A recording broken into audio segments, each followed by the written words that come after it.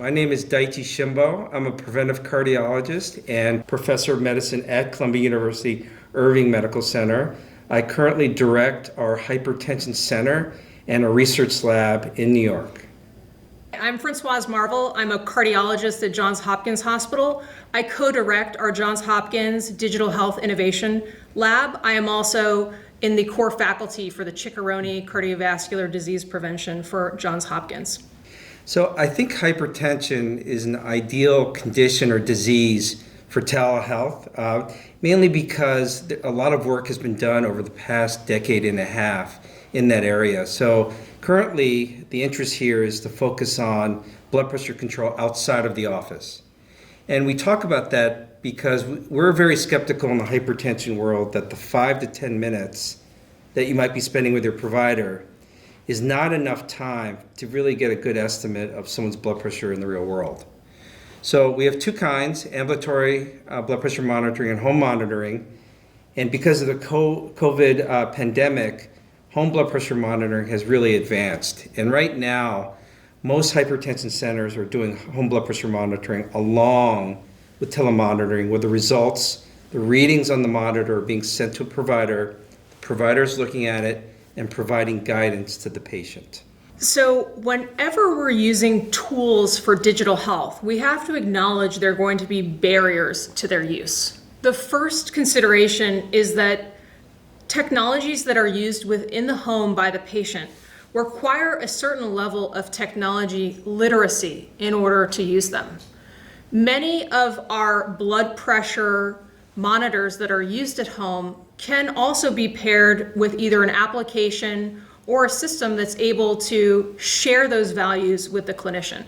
That does involve some tech savviness with the patient's understanding of how to use these tools and technologies.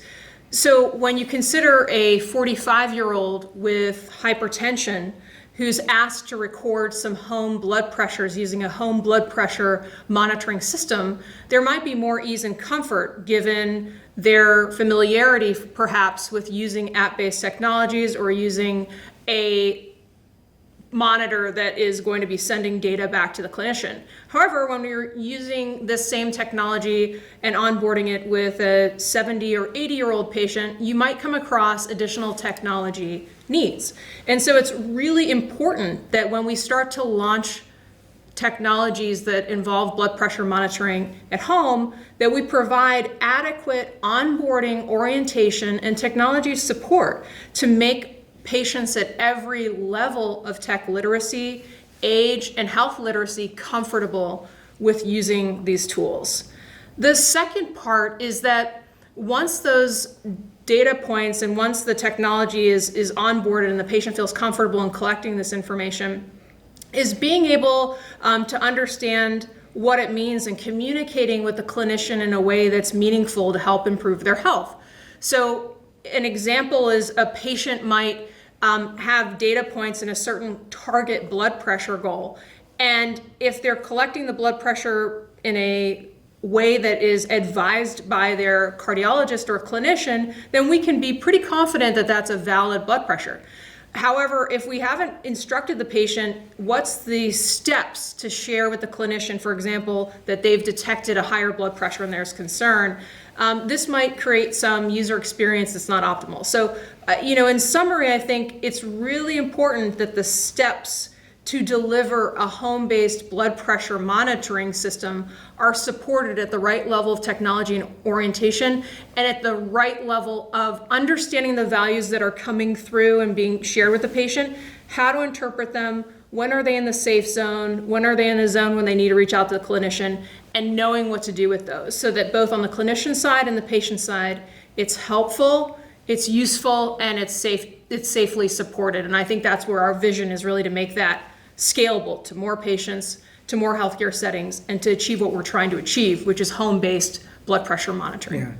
Yeah, that is a wonderful summary. I always think about my 96-year-old mom being able to use a monitor and send it.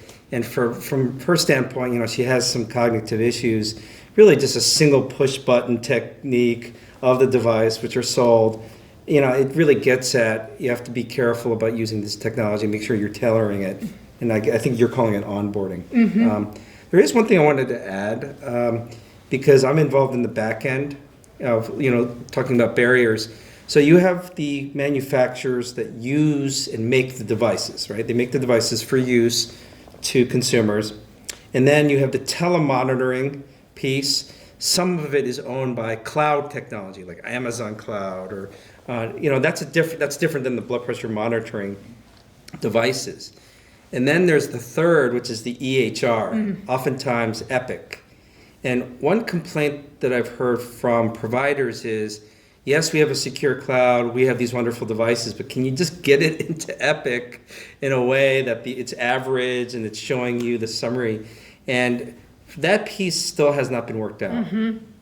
So I know that seems kind of like back end minutia, but for physicians, clinicians, and other providers, it's really important, because you really don't want to yet another third-party system to manage someone's blood pressure. You want to do it within the very health record that they're using at your hospital. Virtual visits are a very important part of providing care delivery to all members of our community.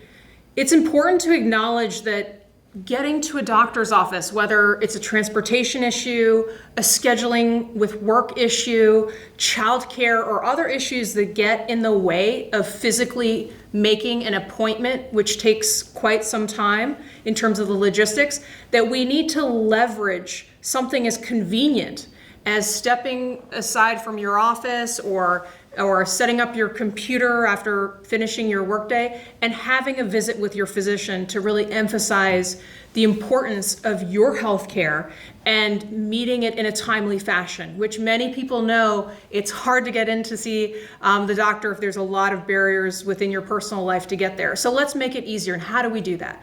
The reason that video visits can do that is that both for the clinician who has time already scheduled within the office, I know, speaking from my own personal experience as a practicing cardiologist, when I'm in my clinic, I create a hybrid experience where I see patients who are both coming to me in the clinic, or my nurses might say, this patient's been added for you as a virtual visit, in which case I go to my office and I turn on the virtual visit, finish that visit, and then head back to see another patient in room 6 in the clinic. So from a clinician's standpoint, we've become very facile at working with our patients in both a virtual and in-person setting to meet them where they're at. I want to highlight an important thing to be mindful of from a clinician standpoint, and I think we can talk about this perhaps in more detail.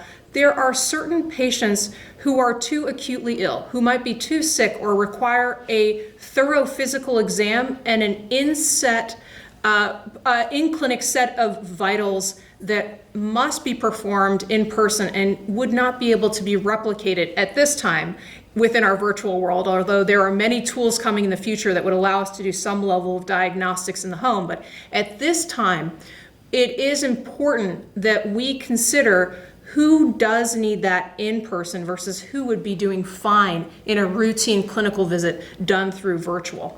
I also want to highlight that just because we cannot physically examine the patient, there are still parts of the physical exam that could be included by checking on the patients. For example, I'm an advanced lipid specialist. I see patients who have very high levels of cholesterol. Some of those signs and symptoms occur actually around the eyes, which I can see very closely when they're brought up to the camera. And so I think it is our job as clinicians, as physicians, as nurses, as healthcare providers, to help as many patients as we can and overcome social determinants of health, which may limit their ability to physically make it into the office. And I'd just like to turn to my colleague and see if there's thoughts around ways that you think video visits can really behoove the patient or clinician. Yeah, and I think those are spot on. I don't really have much to add. I will say that because of the pandemic, a lot of my patients still prefer video visits because they can just do it in their living room. They don't have to come to New York, cross the bridge, pay $15 for a toll, and then spend the next 2 hours looking for parking, which costs $40, for a 4-hour period. So I just want to say that for the most part, I think you could get away adequately, sufficiently, well with a video visit and a telehealth visit to actually manage chronic diseases. Yeah, so I completely agree with you. Great, Yeah. thank you.